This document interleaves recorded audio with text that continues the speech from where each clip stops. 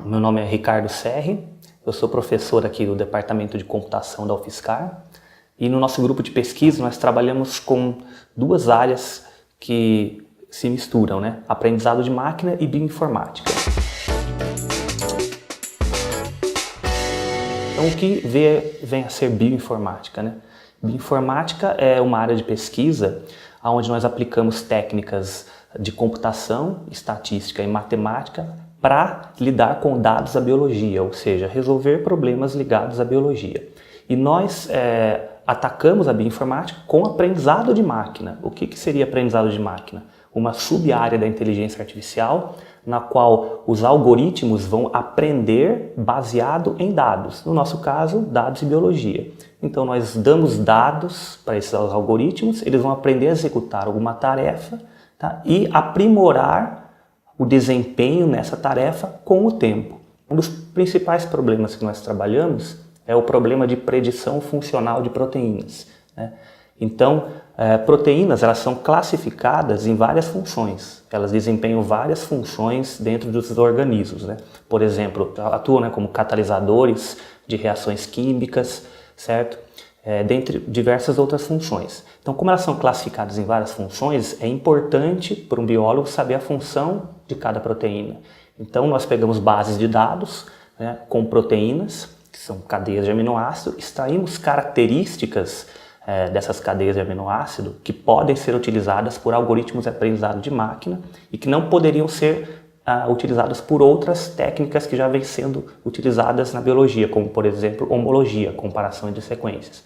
Outro problema que nós trabalhamos aqui é o problema de classificação de elementos transponíveis, né? O que seriam elementos transponíveis? São sequências de DNA que se movem de um local para o outro dentro do genoma de uma célula, tá? Então, quando esses elementos se movem, eles podem silenciar um gene ou até mesmo mudar a função desse gene. Então é muito importante para a biologia saber identificar e classificar esses tipos de elementos para poder saber como eles influenciam nos genes, certo? Para poder controlar esses genes e estudar entender a evolução inclusive dos organismos.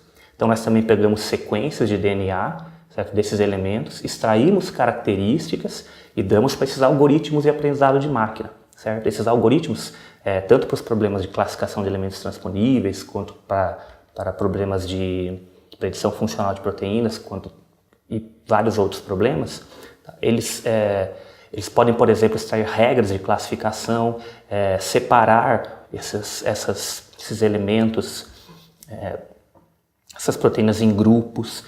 Um outro problema também que nós atacamos aqui é o problema que a gente chama aqui de localização subcelular de proteínas, né? Eu estava falando que as proteínas elas exercem diversas funções. Bom, dependendo da localização que uma proteína está dentro de uma célula, ela também pode exercer uma ou diversas funções. Então as funções são relacionadas com o local que a proteína está dentro de uma célula. Então você predizer a localização de uma proteína na célula também é uma tarefa bem desafiadora dentro do campo da bioinformática.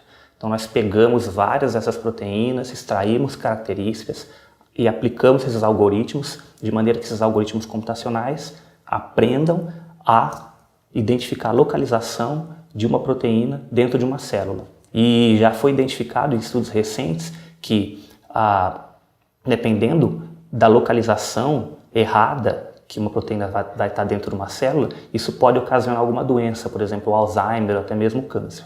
Então, para vocês terem uma ideia da importância que é atuar dentro dessa área de classificação desse tipo de elementos, né?